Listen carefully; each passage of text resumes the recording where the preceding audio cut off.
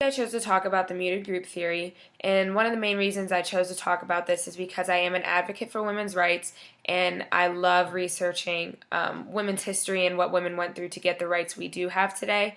But although people do think that all the discrimination has gone away and society is equal, it's really not, and there's still so many aspects of society that portray these inequalities that women and minority groups have to go through. And muted group theory really does a good job of talking about how lower power groups, such as women and minority groups, have to go through this communication system of the dominant groups, which would be primarily high class males or just males in general. And it talks about how women do perceive the world different than men, and that's because we have this long history of it being the right thing for women to stay at home and take care of the kids and be a housewife, and men go and do outside work. So that's kind of where this perception difference came from. And then from that came the fact that men's system of perception is dominant in society. And this leads to women having to transform and translate our own models in order to be able to participate in social life. And although a lot of people think that this has gone away, there's still so much of it in society. Yes, there's been the shift to where women are now working in outside jobs, but within those jobs, there's still a lot of discrimination towards women in the workforce.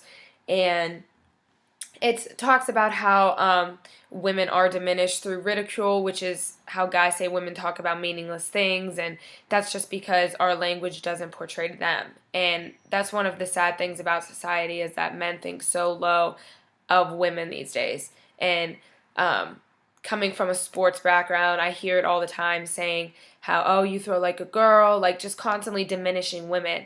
And it's good to see that women are trying to step up into the workforce and gain some more respect, but the fact that it still exists in that way, and it doesn't help that it exists in our rituals either, and how the book talks about the wedding ceremonies and how there's a bunch of things that people sometimes don't realize, and they're just like unconscious things that people aren't even thinking about, how it's discriminating towards women.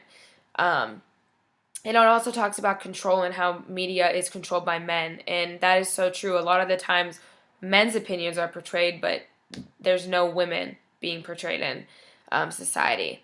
In this past semester, I actually took a class on women's history, and there was a lot of seminars that I had to attend talking about how women need to start taking a step forward into society and take action towards all the discrimination towards women. And this can also apply to minority groups. So I think all women in society need to do something, and even the littlest things can help in the fact that in this muted group theory and how we are a muted group still in society today. And we need to make it known because a lot of people don't even realize that it's going on anymore. So women need to start taking a step towards that. And that's why I chose to talk about the muted group theory, because it does a great way of explaining the problems and how it does still exist in society today.